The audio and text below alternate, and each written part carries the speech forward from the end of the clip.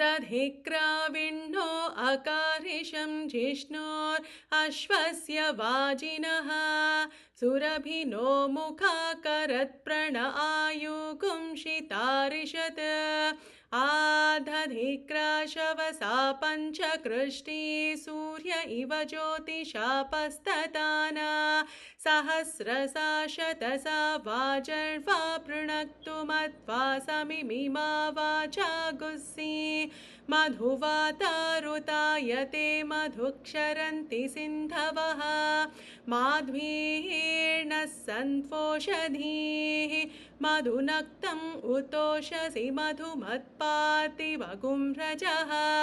मधुद्यौरस्तु नः पिता मधुमान्नो वनस्पतिर्मधुमागुम् अस्तु सूर्यः माध्वीर्गावो भवन्तु नः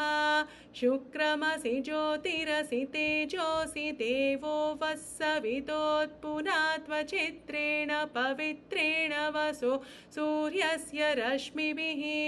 स्वादुः पवस्व दिव्याय जन्मने स्वादुरिन्द्राय सुहवितु नाम्ने स्वादुर्मित्राय वरुणाय वायवे बृहस्पतये मधुमागुम् अदाप्यः